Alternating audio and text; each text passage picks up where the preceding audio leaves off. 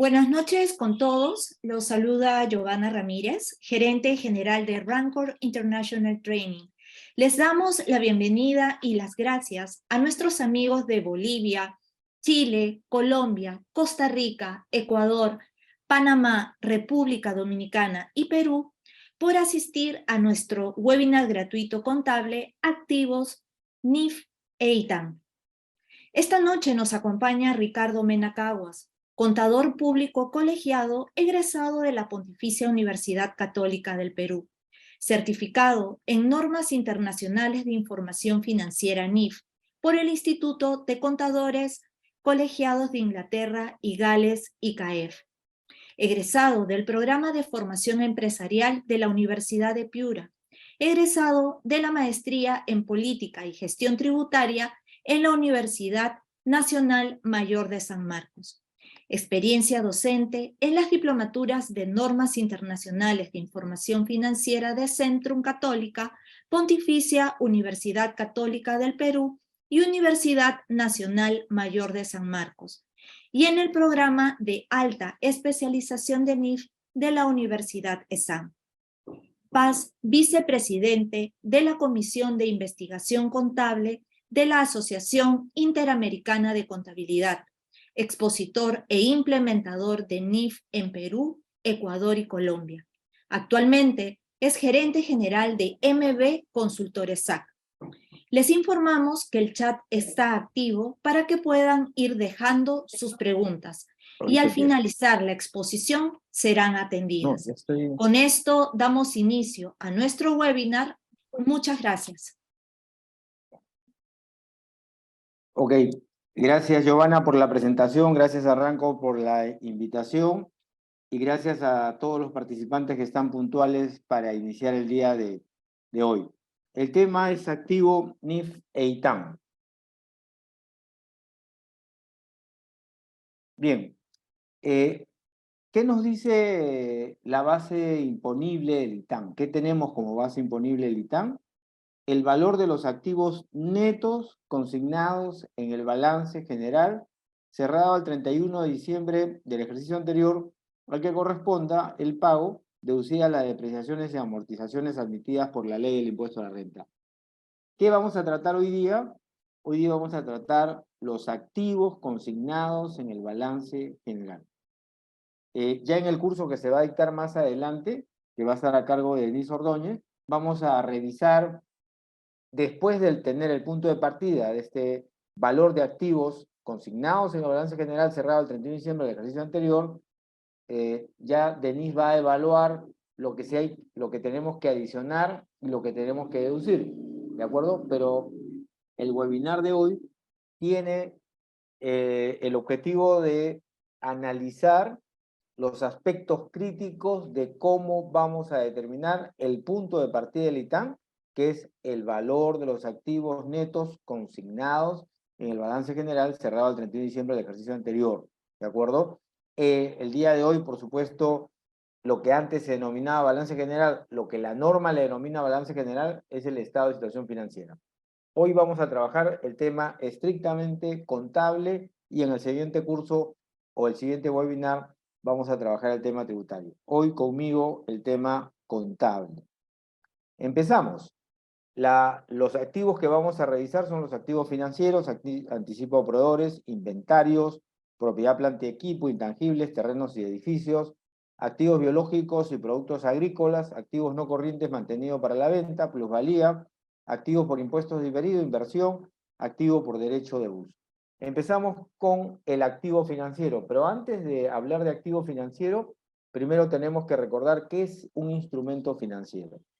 Un instrumento financiero es un contrato que da lugar a un activo financiero en una entidad y pasivo financiero o instrumento de patrimonio en otra entidad. Entonces, ¿qué es un activo financiero? Es el efectivo. Para el caso de nuestras cuentas o rubros de los estados financieros, será efectivo equivalente a efectivo.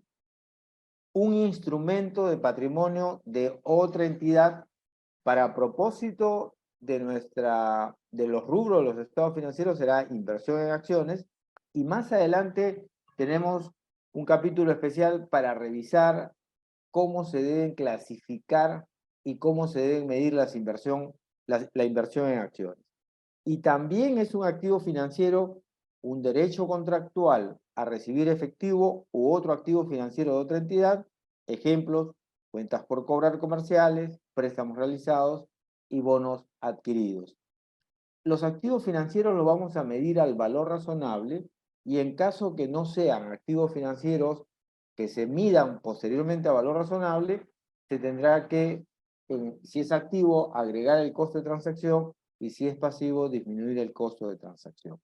Y algo que es importante, de acuerdo a la MIC 32, si tenemos cuentas por cobrar y cuentas por pagar con el mismo ente y además se cumplen dos situaciones. Primero, que exista la condición de poderlas aplicar y segundo, que exista la intención de poderlas aplicar. Si yo soy una empresa de servicio de contabilidad y le tengo por cobrar a una imprenta y esta imprenta me tiene por cobrar porque me ha prestado un servicio de impresión y además tengo el derecho de poder aplicar mis cuentas por cobrar a sus cuentas por pagar y cuando yo le realice la cobranza le voy a cobrar solamente por el neto, entonces se cumplen con las condiciones para que esa partida se presente de manera o de forma neta.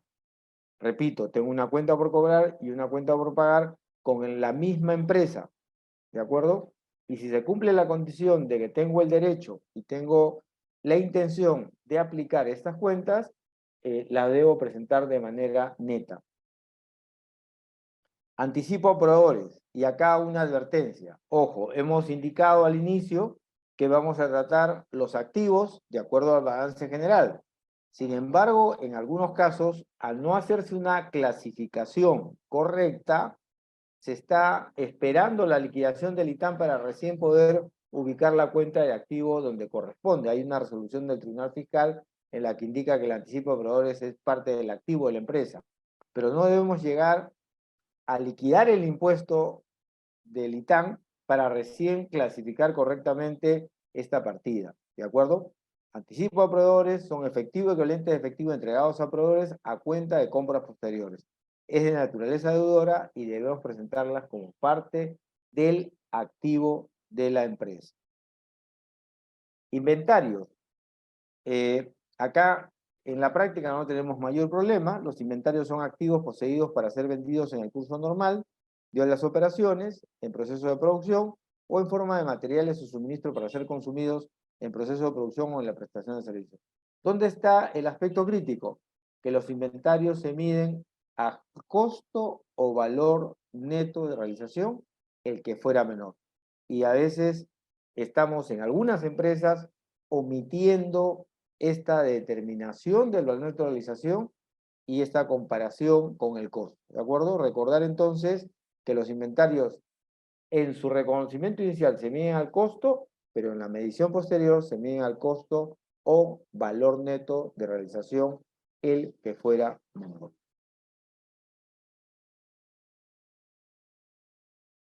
Propiedad, planta y equipo. Acá el aspecto crítico está en determinar si es activo o gasto.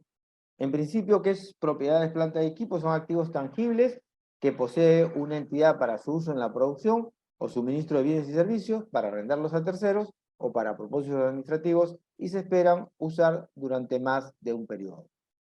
Por temas prácticos desde el punto de vista contable, muchas veces tomamos la referencia del límite de un cuarto UIT para los activos fijos menores que se van directamente al gasto. En la práctica no hay problema, podemos tomar eso, pero hay que recordar que es un límite tributario, no uno contable, que por practicidad lo traemos para la parte contable. Pero ¿dónde está el quid del asunto? Que tanto en costos iniciales como en costos posteriores, para el reconocimiento inicial tenemos que cumplir con dos condiciones. La primera, que sea probable que genere beneficio económico futuro, y la segunda, que se puede medir confiablemente. Eso nos va a determinar a nosotros si estamos ante un activo o un gasto. Sobre todo en el tema de costo posterior, tenemos que evaluar, por ejemplo, la empresa hace una reparación. Ok, Esta reparación va a generar beneficio económico futuro. Por ejemplo, el activo tenía una vida útil restante de 5 años y ahora con la reparación lo llevamos a 8. Va a generar beneficio económico futuro por esos 3 años adicionales. Hacemos la reparación y ahora va a producir la planta bienes que son de una calidad mayor y que van a implicar un mayor precio de venta. También generan beneficio económico futuro. La reparación de la planta va a optimizar el consumo de la materia prima y ahora se va a consumir menos materia prima por cada unidad de producción. Eso también genera beneficio económico futuro. Y en el tema de la revaluación, en propiedad de planta y equipo tenemos dos modelos. El modelo del costo y el modelo de la revaluación. Y un aspecto importante, en el caso del modelo de la revaluación, si nosotros determinamos para una clase de activos de propiedad, planta y equipo revaluar, tenemos que revaluar todos los ítems de esa clase. ¿Podemos tener algunas clases revaluadas y otras no? Sí. O sea, yo puedo tener inmuebles con el modelo de revaluación y puedo tener las maquinarias con el modelo del costo, no hay problema. Pero al yo decidir revaluar la clase inmuebles, tengo que revaluar todos los inmuebles. Y otro tema importante también es que una vez que yo opté por el modelo de revaluación, cuando cuando los precios cambian significativamente, debo volver a revaluar. ¿De acuerdo? Volver a evaluar y seguir revaluando el activo. En el caso de intangibles, hay que recordar que para nosotros poder reconocer un activo intangible, además de las dos condiciones que son generales para todos los activos, punto 4 y punto 5, es probable que los beneficios económicos futuros que se han atribuido al mismo fluyan a la entidad y el costo del activo puede ser medido de forma fiable.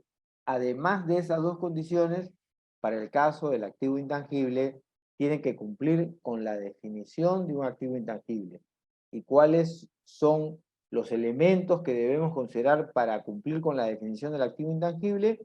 Que sea identificable, que sea controlado y que tenga capacidad de generar beneficios económicos futuros.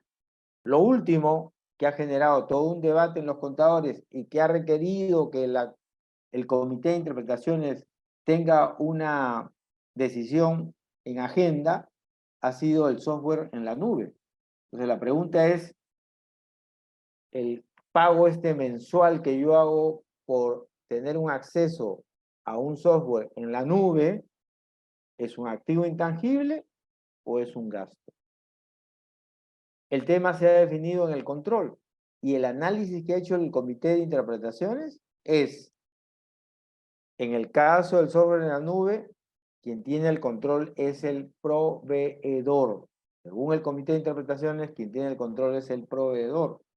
En consecuencia, no es intangible, sino es servicios. Esas cuotas mensuales o trimestrales vamos a tener que irlas registrando como gasto en cada uno de los meses, de acuerdo al comité de interpretaciones. Ahora bien, luego se le ha preguntado al comité de interpretaciones, ¿y la implementación, la personalización de ese software en la nube es gasto o activo?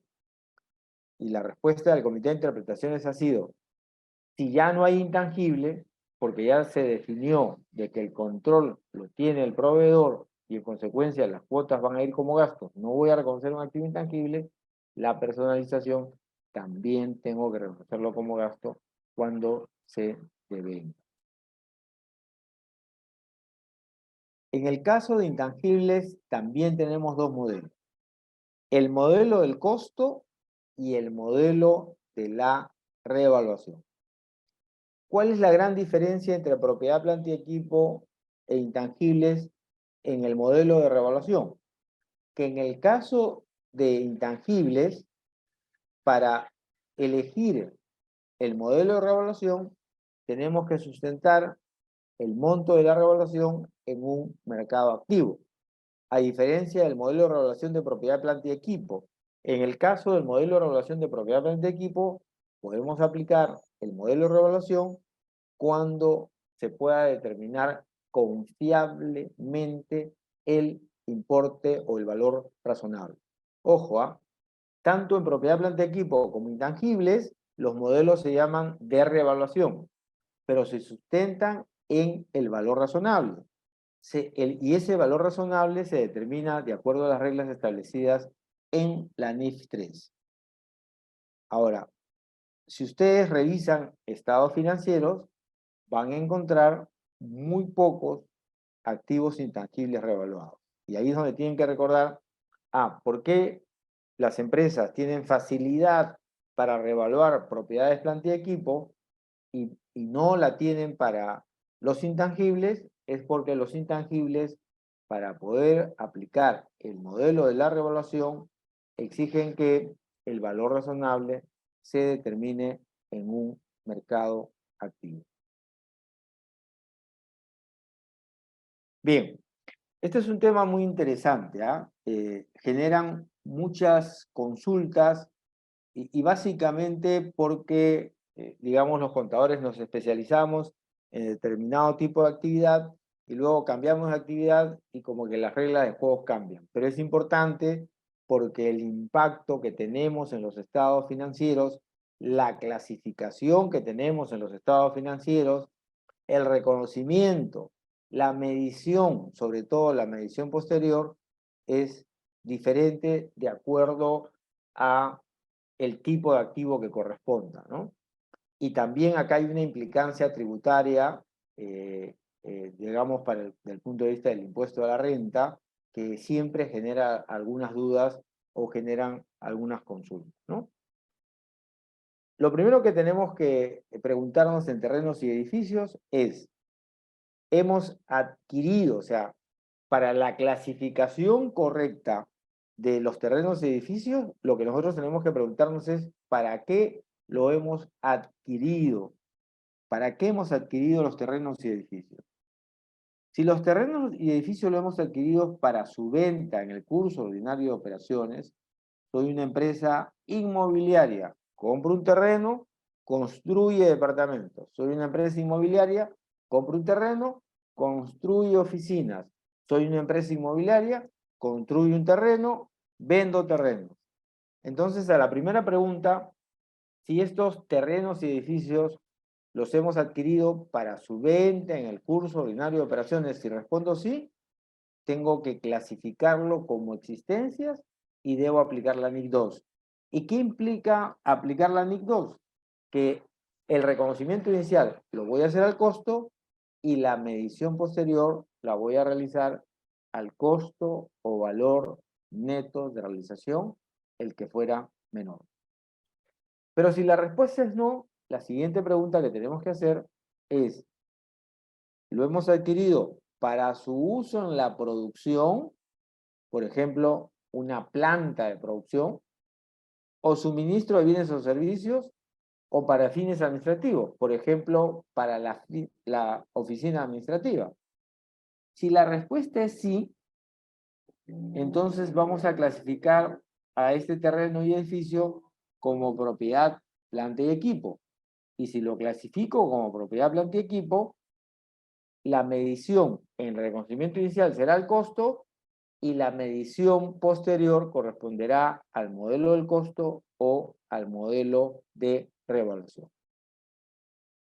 Si la respuesta es no, la siguiente pregunta es si ese terreno o edificio lo hemos adquirido para obtener renta, por ejemplo, para alquilarlo, o apreciación de valor. Por ejemplo, yo adquiero el día de hoy un terreno en determinado lugar, en determinada ciudad, con la expectativa de que más adelante tenga un incremento del valor y cuando tenga un incremento del valor me animo a vender. ¿De acuerdo? Si lo compro con ese objetivo. Fíjense que lo primero es comprar para vender. Hay que tener cuidado con esto. Yo compro terrenos porque soy una inmobiliaria que vende terrenos. Ok, existencias. Pero yo también compro terreno o puedo comprar terreno para arrendar el terreno. O puedo comprar el terreno para esperar que aumente su valor. ¿De acuerdo? Si es para obtener rentas, apreciación de valor o para ambos casos, entonces lo voy a clasificar como propiedad de inversión. Y si lo clasifico como propiedad de inversión, puedo aplicar el modelo del costo o el modelo del valor razonable. Si aplico el modelo del costo, ¿de acuerdo? Sigo las reglas establecidas en la NIC 16. Y si aplico la NIC 40, perdón, si aplico el modelo del valor razonable, sigo las reglas establecidas en la NIC 40 y para la determinación del valor razonable, sigo las reglas establecidas de la NIF 13. Una consulta recurrente es, ¿y si aplico el modelo del valor razonable, deprecio el activo? La respuesta es no. Si aplico el modelo del costo, deprecio el activo. Si aplico el modelo del valor razonable, no voy a depreciar el activo. Ah, y la siguiente consulta, que ya no está en mi campo, pero la vamos a tratar acá también. Ah, y pierdo la depreciación. Ojo con esto, porque es un tema muy reiterativo, ¿no? Ah, entonces si uso el modelo de valor razonable no lo puedo depreciar y ya no puedo depreciarlo tributariamente. No es así. Recuerden ustedes que, de acuerdo a las normas del impuesto a la renta, edificios y construcciones se deprecian al 5%. Los demás bienes tienen una tabla. La exigencia del registro contable para que sea deducible para propósito del impuesto a la renta se da en los demás bienes, pero no en edificios y construcciones. En otros términos, si yo la propiedad de inversión la reconozco al valor razonable y en mi contabilidad tengo 0 de depreciación, vía declaración jurada, voy a tomar el 5% del costo. ¿De acuerdo? O sea, no pierdo mi derecho a depreciar lo que es edificios y construcciones de acuerdo a la norma del impuesto a la renta. Activo biológico. El activo biológico es un animal vivo o planta y su característica especial es que se mide a valor razonable menos los costos de disposición y si no se puede medir con fiabilidad el valor razonable, se mide al costo. Ahora, hay un activo biológico que no se encuentra bajo esta regla, que es la que establece la NIC 41, y se refiere a las plantas productoras.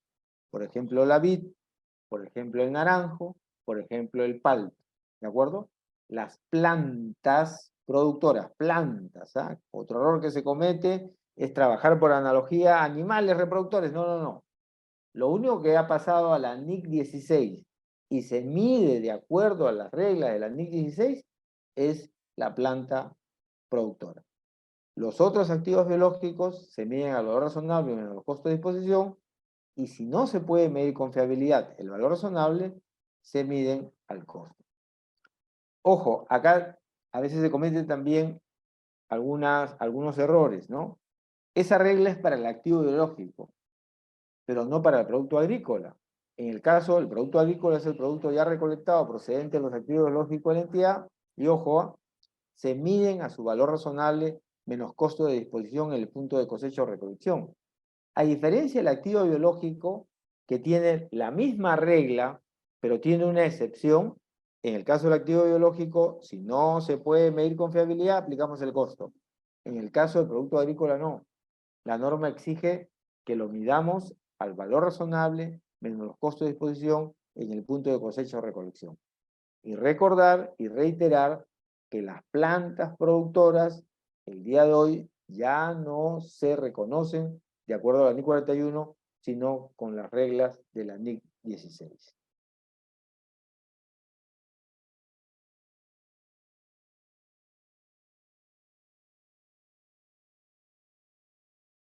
Ok, te agradezco la pregunta, Adrián. Adrián dice, ¿a qué se refieren cuando se refieren a que no se miden los activos con fiabilidad, que hay incertidumbre en cuanto al monto exacto?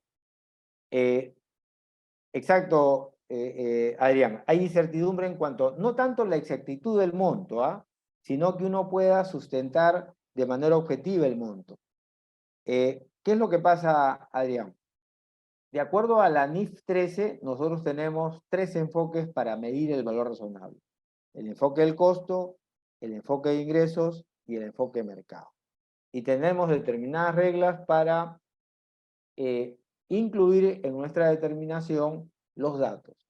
Entonces, por ejemplo, en el Perú, el activo biológico caña de azúcar, y lo pueden ustedes confirmar en los estados financieros auditados que se presentan a la Superintendencia del Mercado de Valores, Cartabio los reconoce al valor razonable y considera que se puedan determinar confiablemente.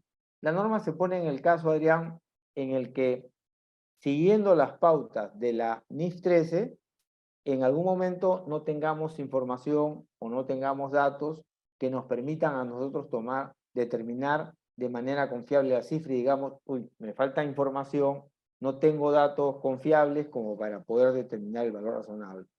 Pero, por ejemplo, en el caso de la caña de azúcar, lo que hace Cartabio es determinar los tiempos, lo que hace Cartabio es determinar el precio de venta, lo que hace Cartabio es estimar los costos y ellos pueden considerar o consideran que el valor razonable lo pueden determinar confiablemente y no hay ningún problema. La tendencia es que se pueda determinar de manera confiable, sino que la norma correctamente se pone en la condición de qué pasa si tengo limitaciones para poderlo determinar confiablemente, en ese caso lo mido al costo.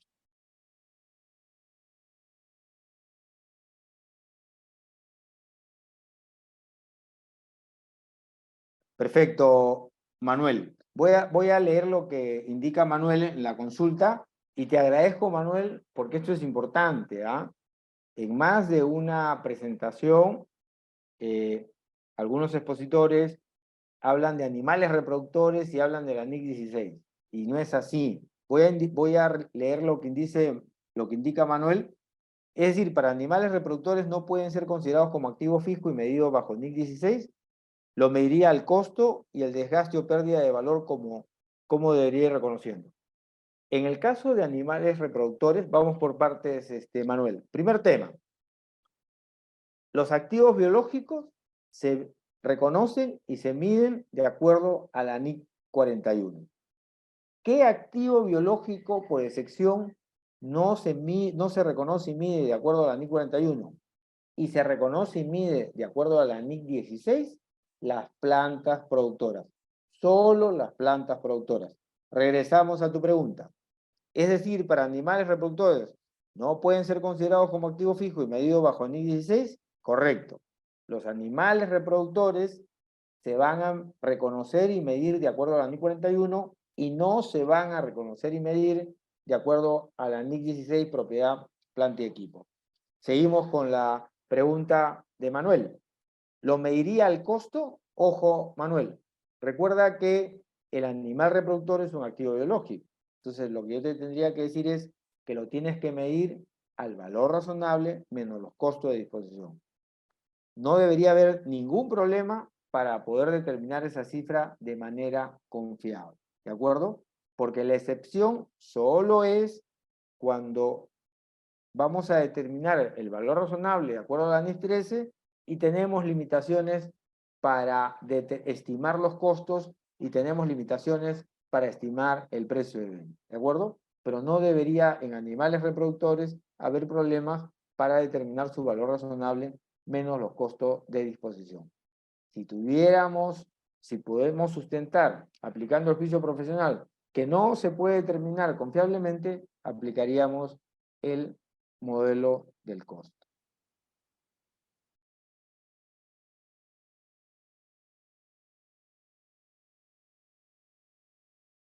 Activo no corriente mantenido para la venta.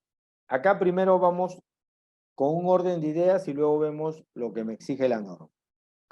Cuando yo tengo un activo que no lo estoy usando, la primera pregunta que tengo que hacer es, ¿lo voy a utilizar más adelante?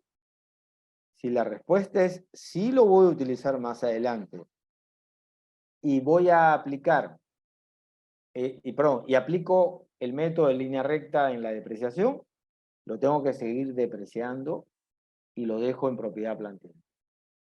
Repito, tengo una maquinaria, no la estoy usando. Primera pregunta, ¿lo voy a utilizar más adelante? Sí. y estoy aplicando el método de línea recta, lo sigo depreciando y lo dejo como propiedad plantea.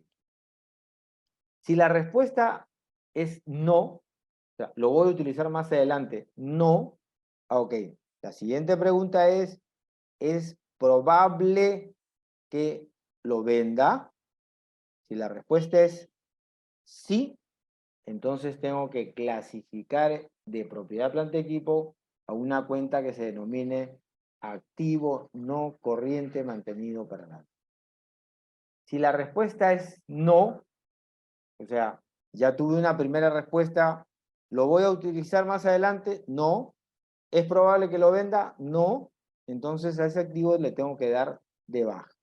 ¿De acuerdo? Ahora bien, lo que decimos acá, una entidad clasificará a un activo no corriente como mantenido para la venta si su importe en libros se recuperará fundamentalmente a través de una transacción de venta en lugar de por su uso continuado. ¿De acuerdo? Recuerden ustedes que la primera pregunta es, ¿lo voy a utilizar más adelante? No. Y la segunda pregunta era, ¿es probable que lo venda? La respuesta era sí, y en consecuencia lo transferimos a activo no corriente para la venta. Se miden al menor valor de su importe en libros o su valor razonable menos costo de disposición. O sea, yo digo, ¿cuánto tengo de valor neto en libros? Tanto. Eso lo comparo con su valor razonable menos costo de disposición y lo voy a medir al menor de los dos. Y cuando ya tenemos a la propiedad planta equipo o a los activos intangibles clasificados como mantenidos para la venta, no lo vamos a depreciar si es propiedad planta equipo, no lo vamos a amortizar si es activo intangible. Ok, John nos pregunta un ejemplo de costo de disposición, te agradezco, John. Imaginémonos que tenemos a la caña de azúcar, para seguir con el ejemplo de la caña de azúcar, ¿no? Entonces yo digo, tengo que traer a valor presente, porque en el caso del valor razonable se usa el enfoque de ingresos, NIF 13, enfoque de ingresos. Entonces proyecto los ingresos que voy a tener, que básicamente se van a dar con la venta de la caña de azúcar, y los costos que voy a tener más adelante y los traigo a valor presente. Pero lo que me pregunta John es un ejemplo de costo de disposición. Imaginémonos que yo tengo que dar una comisión, ¿no? O sea, yo digo, por la venta, ¿cuánto voy a tener? Voy a recibir. Por la venta voy a recibir, por poner un ejemplo, 100.000 soles. Ok, pero para poder hacer la venta, tengo que contratar vendedores que me van a cobrar el 1%. Entonces, ya no voy a proyectar solamente el precio de venta o el valor de venta, lo que voy a obtener por lo que me da el cliente, sino que le tengo que restar el costo de disposición. O sea, el costo necesario para poder realizar la venta del bien.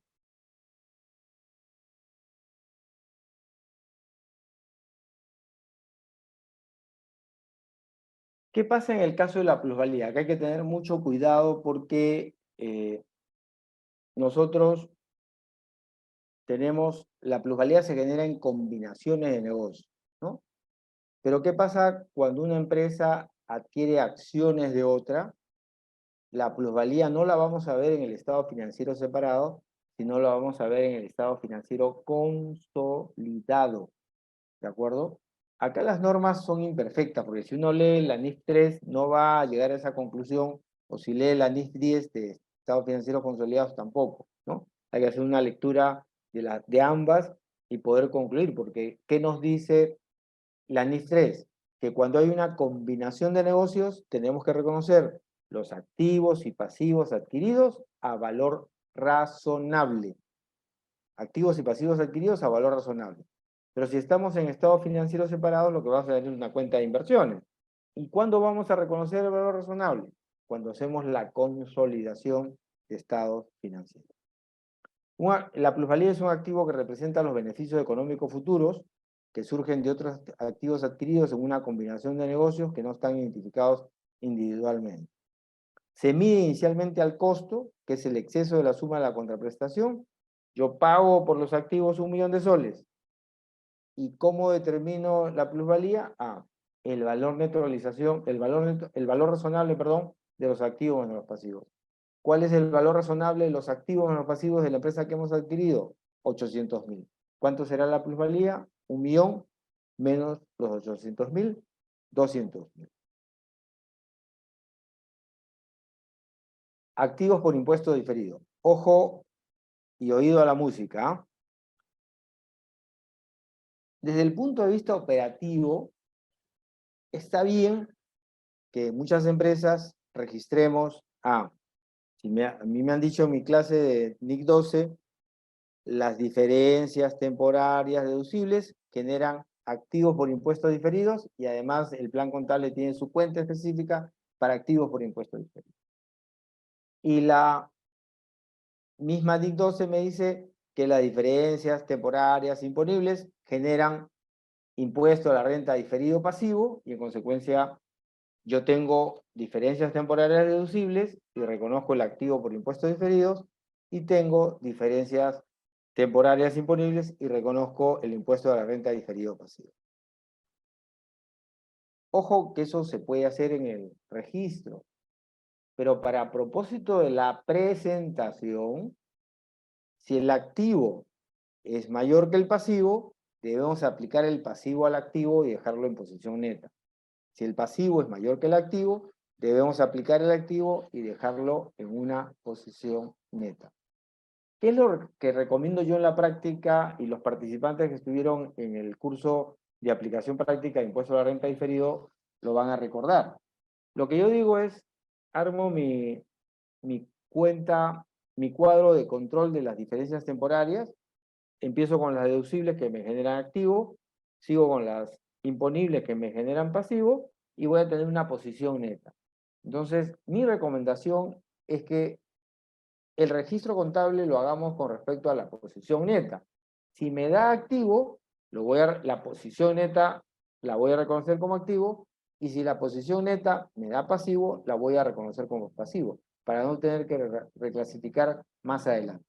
Pero si yo reconocí las diferencias temporarias deducibles como activo por impuestos diferidos y las diferencias temporarias imponibles como pasivos por impuestos diferidos, debo reclasificar. ¿De acuerdo? ¿Cuándo se generan los activos por impuestos diferidos? Son las cantidades de impuestos sobre las ganancias a recuperar en periodos futuros relacionados con las diferencias temporarias deducibles. ¿De acuerdo? Me generan las diferencias temporarias deducibles, me generan activos por impuestos diferidos. Las pérdidas tributarias me generan activos por impuestos diferidos.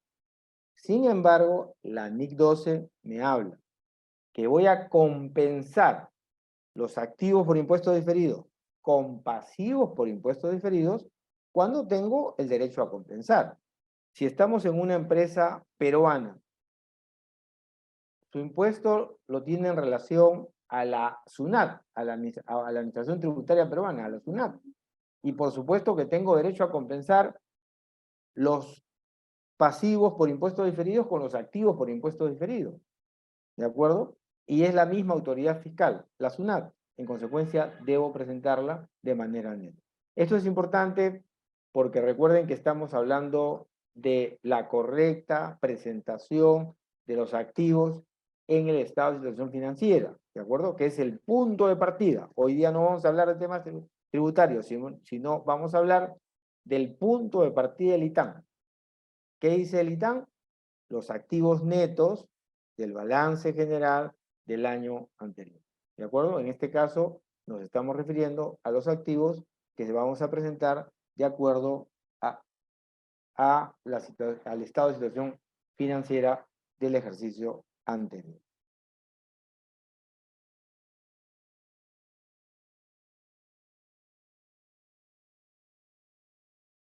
Ok. Le agradezco a Manuel.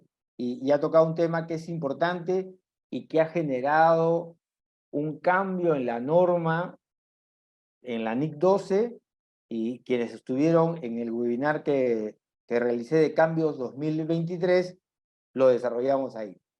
¿Qué es lo que pasa? Cuando nosotros registramos... voy a leer lo que dice Manuel y luego explico a detalle, ¿ya? ¿Qué pasa si una misma transacción me genera activos y pasivos diferidos? Caso NIF 16. ¿Eso lo contabilizo por separado o registro el neto? Le agradezco la pregunta, Manuel, porque nos permite ampliar este cambio el año 2023, ¿no? ¿Qué es lo que pasa? En principio, nosotros vamos a tener, en el caso de la NIS 16, un activo por derecho de uso y un pasivo por arrendamiento. ¿De acuerdo? Entonces la norma me dice que si yo tengo una transacción que me genera por el mismo importe un impuesto a la renta diferido activo y un impuesto a la renta diferido pasivo, debo reconocer la operación. O sea, el hecho de que me salga un impuesto a la renta diferido activo y un impuesto a la renta diferido pasivo no me debe llevar a mí a no reconocer la operación. Debo reconocer el impuesto a la renta diferido activo y el impuesto a la renta diferido pasivo de acuerdo a lo indicado por, en este caso, el cambio que hemos tenido en la NIC 12 con vigencia a partir del 1 de enero del 2023. Sin embargo, Manuel, el hecho en que tú tengas que reconocer un impuesto a la renta diferido activo y un impuesto a la renta diferido pasivo, para propósito de la presentación del activo y del pasivo, después de reconocer tu impuesto a la renta diferido activo y después de reconocer tu impuesto a la renta diferido pasivo, tienes que presentarlo de manera neta. ¿Cuál es mi recomendación práctica? Esto no lo dice la NIF. ¿Cuál es mi recomendación práctica? Mi recomendación práctica es agrupo las diferencias temporarias deducibles, agrupo las diferencias temporarias imponibles y voy a colocar ahí el activo por derecho de uso, voy a colocar ahí el pasivo por arrendamiento, genero un impuesto a la renta diferido activo, genero un impuesto a la renta diferido pasivo, determino la posición neta y solo para el registro contable reconozco la posición neta. ¿De acuerdo? Reconocer la posición neta, Manuel, es equivalente a haber reconocido el activo, reconocido el pasivo diferido, el activo por impuesto diferido, el pasivo por impuesto diferido, y luego, como la norma me dice que debo compensar el impuesto a la renta diferido activo y el impuesto a la renta diferido pasivo cuando tengo derecho a compensar, y que en este caso lo tenemos, y cuando corresponde a una misma entidad, y en este caso corresponde a una misma entidad, entonces es como realizar las dos operaciones y llegar al mismo resultado. Repito, mi recomendación práctica: diferencias temporarias deducibles me generan impuesto a la renta diferido activo, diferencias temporarias imponibles, impuesto a la renta diferido pasivo. Tengo una posición neta y registro con respecto a la posición neta. Si ustedes prefieren seguir el procedimiento de las deducibles, las registro contra activo. Las imponibles, las registro contra pasivo. No hay ningún problema. En la medida que para la presentación apliquemos el importe menor. Si el importe menor es del pasivo, lo aplicamos al activo. Si el importe menor es del activo, lo aplicamos al pasivo.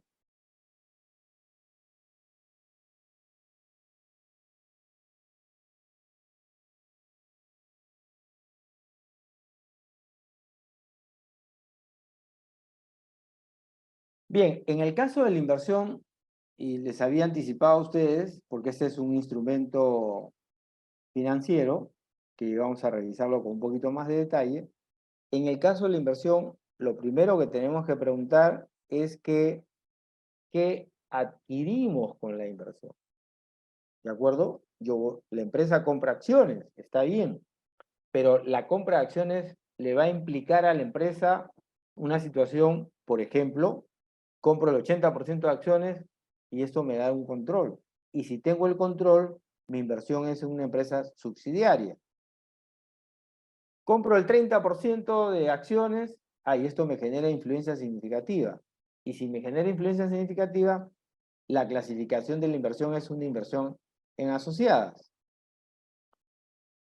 Compro el 50% de acciones y la otra empresa compra el 50% de acciones. ¿Qué pasa cuando las dos empresas tienen el 50% de acciones? Y el voto y las decisiones se definen por mayoría. No hay otra forma que los dos tienen que estar de acuerdo. Porque si uno levanta la mano tiene derecho al 50, no tiene la mayoría. El otro levanta la mano para otra decisión, tiene derecho al 50 y no tiene la mayoría. Eso se llama ENIF control conjunto. Hay que tener mucho cuidado con esto, ¿ah? Entonces, si yo compro acciones, puedo tener control, puedo tener influencia significativa o puedo tener control conjunto. Si tengo el control conjunto, mi inversión se denomina inversión en negocios conjuntos. Si tengo mi inversión en subsidiaria, o tengo mi inversión en asociada, o tengo mi inversión en negocios conjuntos, la regla de qué debo aplicar es diferente y la vamos a ver más adelante. Pero yo soy un inversionista que compra el 0.05 de acciones, ¿de acuerdo? Eso me genera influencia nula o no significativa, y el tratamiento contable es diferente.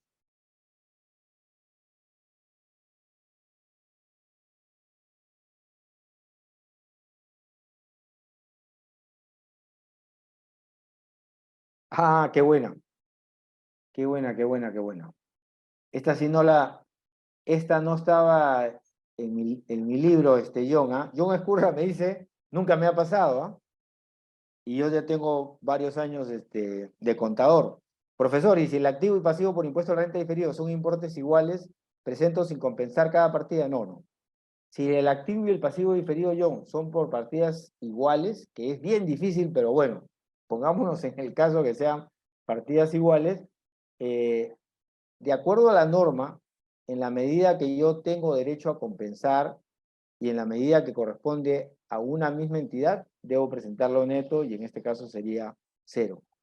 Pero, ojo, ojo John, en las notas o los estados financieros de impuesto a la renta diferido, tengo que detallar todas las diferencias temporarias deducibles que generan el impuesto a la renta diferido activo y todas las diferencias temporarias imponibles que generan el impuesto a la renta diferido pasivo, que tendrán un saldo inicial, adiciones, menos deducciones, saldo final, y se verá allí que el activo total es igual que el pasivo total y en consecuencia habrá que presentarlo en 0, ¿de acuerdo? Pero en la nota de los estados financieros sí tenemos que presentar todo el contenido. Ah, Adrián me pregunta cómo diferenciar si hay una operación conjunta y un negocio conjunto. Lo primero que tenemos que indicar acá, Adrián, es para llegar a esta necesidad de diferenciar una operación conjunta y un negocio conjunto, por si acaso, lo primero que tenemos que concluir es que haya control conjunto. ¿De acuerdo? Lo primero, les digo esto porque a veces ya estamos entrando a la definición de operación y negocio, pero y yo pregunto, ¿y es un control conjunto? Sí, es un consorcio. Cuidado, el consorcio puede generar un negocio conjunto, pero también podría generar control o podría generar influencia significativa, ¿de acuerdo? Entonces, lo primero que tenemos que determinar, Adrián, es si es o no si hay o no control conjunto. Y si hay control conjunto, pasamos a tu pregunta. ¿Cómo diferenciar si hay, una operación conjunta y un negocio conjunto? ¿Cuándo tenemos operación conjunta, Adrián? Tenemos operación conjunta cuando el inversionista tiene derecho a partes del activo, tiene obligaciones en proporción del pasivo, ¿de acuerdo? Tiene derecho a parte del ingreso y también tiene que asumir proporciones y parte del costo. En ese caso, estamos ante una operación conjunta. Pero si la entidad tiene derecho sobre los activos netos de la entidad en la cual han invertido, estamos ante un negocio conjunto. Para ampliar, les recomiendo la revisión de la NIC 12 que se denomina acuerdos conjuntos.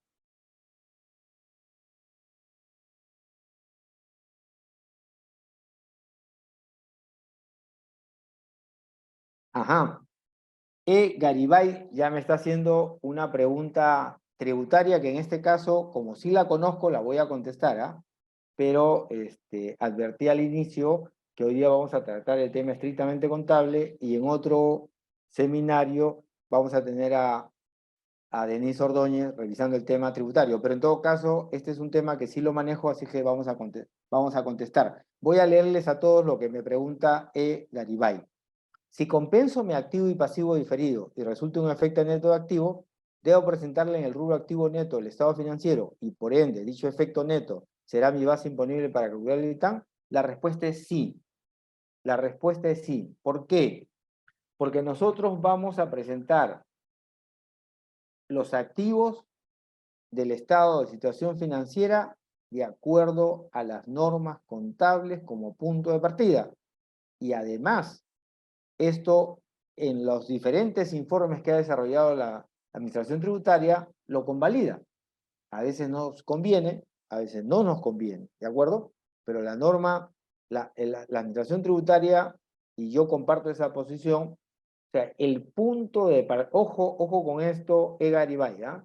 El punto de partida de la base imponible del ITAM, que es lo que estamos desarrollando hoy, es el activo determinado de acuerdo a normas contables. Hay un solo monto de activo del balance general, como le denomina el ITAM, y hoy día ya se utiliza el término del estado de situación financiera. Hay una sola forma.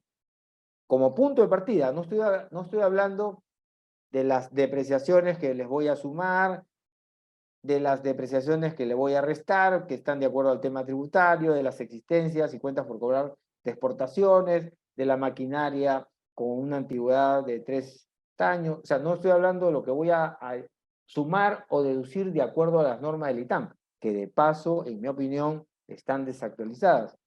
Las reglas para determinar el activo de lo que se denominaba balance general cuando se emitió el ITAM son totalmente diferentes a las reglas que tenemos hoy. Solo un ejemplo, el tema del activo por derecho de uso del NIF 16, que ya generó un informe de la Administración Tributaria. Regresando a la pregunta, si compenso mi activo y pasivo diferido y resulta un efecto neto de activo, ¿debo presentarlo en el rubro activo neto del estado financiero y por ende dicho efecto neto será mi base imponible para calcular el ITAM? La respuesta es sí. ¿Y por qué es sí? Porque el punto de partida para determinar la base imponible del ITAM corresponde a los activos del balance general, que en otros términos serían, en términos más modernos, activos del estado de situación financiera determinados de acuerdo a las NIF.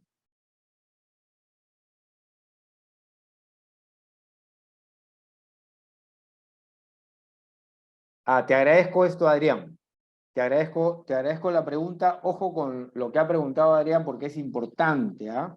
Es importante, es importante. Las NIF citan el concepto de activos netos. Se refieren al importe residual que recibirían los tenedores del patrimonio si vendieran todos sus activos y pagaran todas sus obligaciones al liquidar una entidad. Correcto, Adrián. Ojo con esto, ¿ah? El término activos netos, de acuerdo a las NIF, es diferente a activos netos de acuerdo a la ley y reglamento del ITAM. Vamos a explicar esto a detalle para que quede totalmente claro. Y vamos a ir por partes, ¿ah? No se preocupen que todo va a quedar claro acá. Primero, cuando las NIF hablan de activos netos, se refieren al patrimonio. Activos netos para las NIF se refieren a activos menos pasivos. Vale decir, se están refiriendo al patrimonio. Cuando el ITAM en su base imponible se refiere a activos netos, se está refiriendo a los activos de acuerdo a NIF. ¿Y qué implica la determinación del activo de acuerdo a NIF? Que si estoy en cuentas por cobrar, tendré una cuenta de evaluación, restando que se llama estimación de incobrables. Si estoy en inventarios, tendré una cuenta de evaluación con signo contrario en posición acreedora, que se llama estimación o desvalorización de existencias. Y si estoy en propiedad, planta y equipo, tendré una cuenta en posición acreedora que se denomina depreciación acumulada. Eso que resta, mientras que para la contabilidad se va a seguir denominando activos, para el ITAM se denomina activos netos. Pero cuando ustedes lean en NIF activos netos, se está refiriendo a activos menos pasivos, que sería igual a patrimonio. Te agradezco, Adrián, ese tema porque es importante.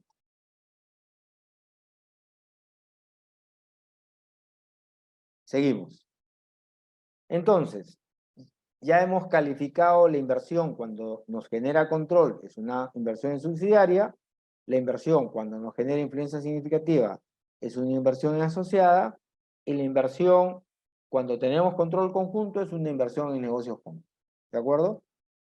Según NIF, si yo tengo una inversión en subsidiaria, debo emitir estados financieros consolidados.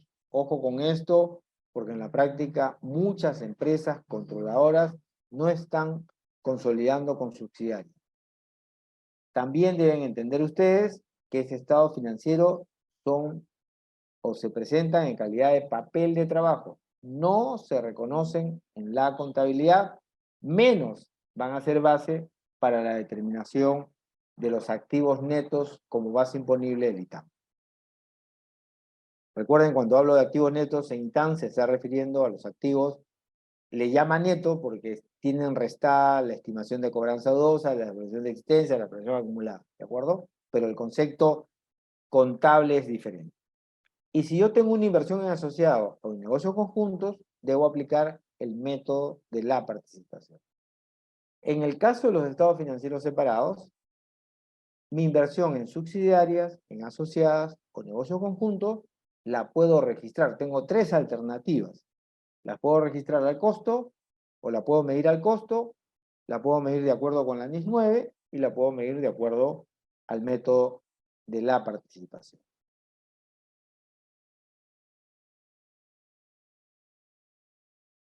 El activo por derecho de uso, ¿no? Esta es una novedad generada por la NIF 16.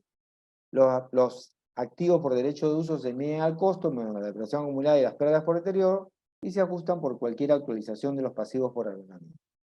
Queda claro que en aplicación de la NIF 16 vamos a reconocer un activo por derecho de uso y también como contraparte un pasivo por arrendamiento.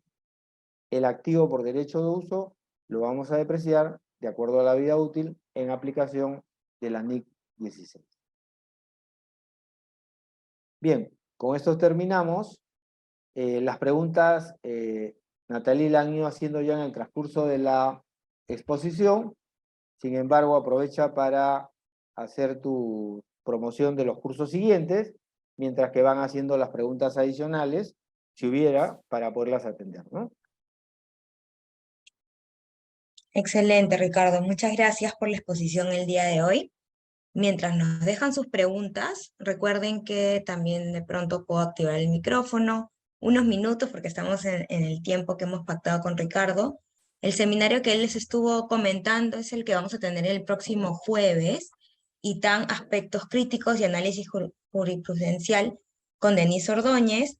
Tienen aquí el número, los que deseen participar, igual como están en nuestra lista de participantes del día de hoy, les vamos a mandar información detallada.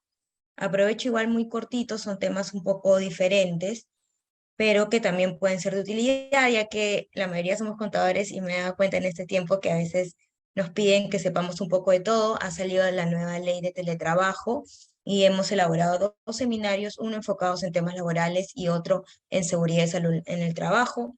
El día jueves es el que tiene enfoque de seguridad y salud en el trabajo, y el día de mañana ya nos quedan, si no me equivoco, 5 cupos nada más, es el que vamos a ver en aspectos laborales. Por favor, vamos a mandarles la información, como les digo, pero si alguien tiene un interés específico por ya poder inscribirse, nos escribe de inmediato para nosotros poderles reservar el cupo.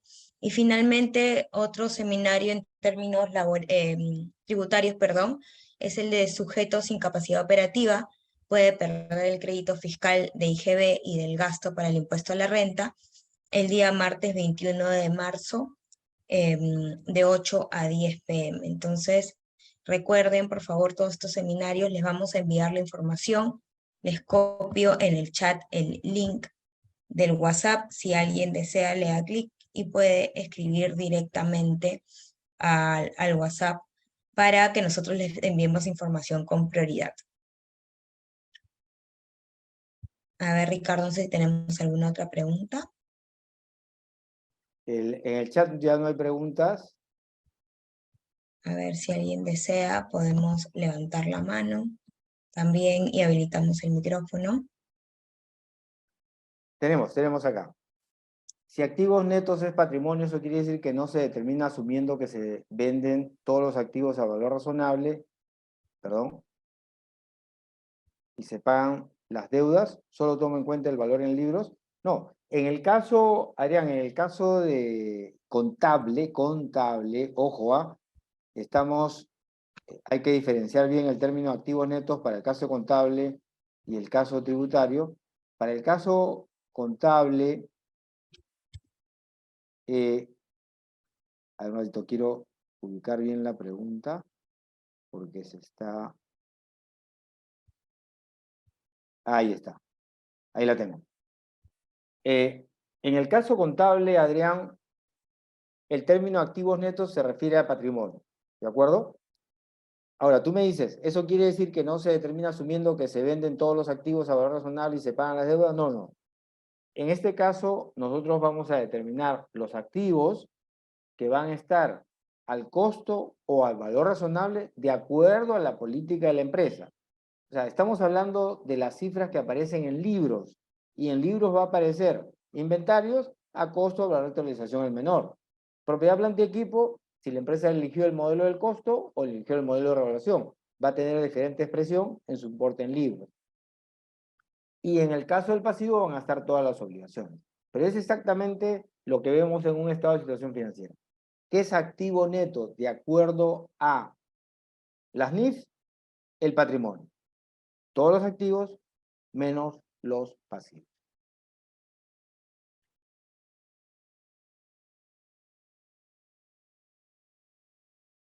John me pregunta, profesor, según NIF, activo neto, ok, es el que hemos...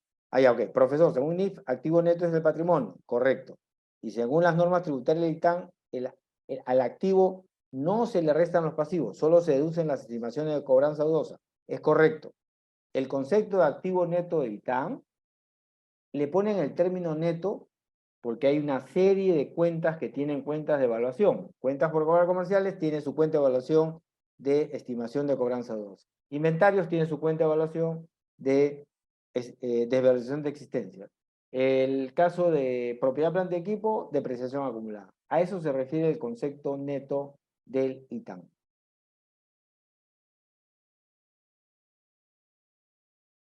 Natalie, no tengo más preguntas en el chat. No sé si alguien ha levantado la mano. No, creo que hemos podido responder las preguntas durante la exposición. Correcto, correcto. Muchísimas gracias por la participación, muchísimas gracias por las preguntas, muchas gracias Natalie y Giovanna por la invitación a dictar en Rancor.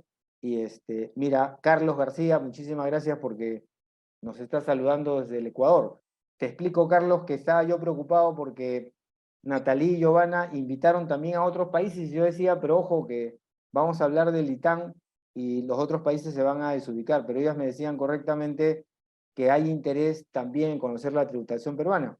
Pero sobre todo, hoy día hemos hablado, porque la exposición de hoy, digamos, el alcance era NIF y en consecuencia es aplicable tanto para Perú como para Ecuador, y les agradezco también a los otros participantes, a los participantes de los otros países por habernos acompañado el día de hoy. Muchas gracias y nos vemos en el próximo webinar de Rancor.